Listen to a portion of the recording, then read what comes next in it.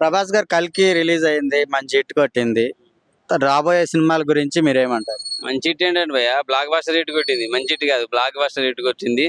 రాబోయే రోజుల్లో అంటే 2-3 సంవత్సరాల్లో ప్రభాస్ ని తెలుగు ఇండస్ట్రీ పట్టుకోవాలన్నా కూడా కష్టమయ్యేది. ఎందుకంటే బాలీవుడ్ కూడా దాటిపోతాడు. ఆల్రెడీ కల్కితోటి ఎక్కడికో వెళ్ళిపోయాడు.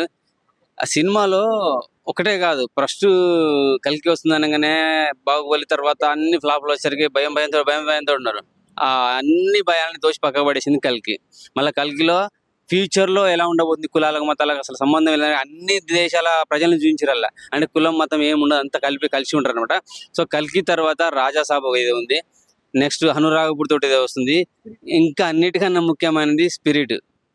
సో అది మీద పడితే ఎలా ఉంటుందో, ప్రభాస్ కటౌట్ వచ్చి ఇండస్ట్రీ మీద పడితే ఏ రేంజ్ లో ఉంటుందో ఒక్కసారి ఆలోచించుకోండి. ఆల్రెడీ బాహుబలితో ఇండస్ట్రీ మీద పడేసి తెలుగు ఇండస్ట్రీ మీద పడి బాలీవుడ్ ఇండస్ట్రీని పలకొట్టిండు, అంతర్జాతీయ స్థాయికి వెళ్ళిండు. ఇప్పుడు కల్కితో ఒక రేంజ్కి అయింది. ఫ్యూచర్ లో గ్లోబల్ స్టార్ అయిపోతాడు. మన తెలుగు వాళ్ళకి దొరకడు, హిందీ వాళ్ళకి దొరకడు. ఇంగ్లీష్ డైరెక్టర్లు టాలీవుడ్కి వచ్చి ప్రభాస్ డేట్స్ కావాలని అడుక్కోవాలి. మన తెలుగు వాళ్ళకి దొరకాలంటే ఒక 10 ఏళ్ళు పడుతుంది. 10 ఏళ్ళ తర్వాత రాజమౌళి మహాభారతం ఏదో దిత్తానంటాడుగా, అప్పుడు దొరకబట్టేసుకొని ఆయన 10 ఏళ్ళు పట్టేస్తాడు మళ్ళా. ఆ తర్వాత రిటైర్డ్.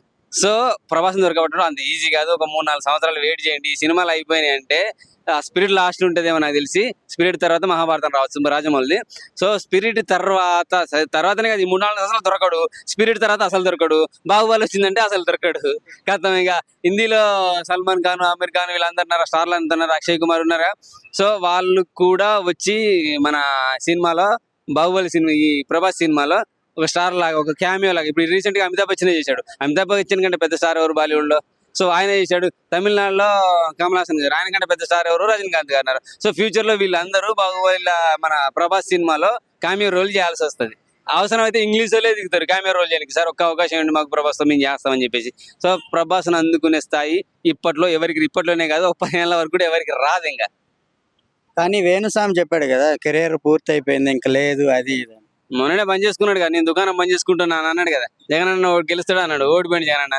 సో అప్పుడు ఏమైంది, నేను దుకాణం బంద్ చేసుకుంటాను, ఇక నేను ఎవరికి చెప్పను అంటే మొత్తం గూడుపుటాను భయ్యా. ఇది లోపల అక్కడక్కడ మనుషులు పెట్టేస్తున్నారు, వీళ్ళంతా పెట్టేసి ఎంక్వైరీ చేసేసుకుంటున్నారు. ఏ స్టోరీ బాగుంది, సినిమా హిట్ అవుద్దని తెలిసేసుకుంటున్నారు. అవి ఒక్కోసారి బోల్తా పడతాయి. బోల్తా పడేసరికి ప్లేట్ తిప్పేస్తారు.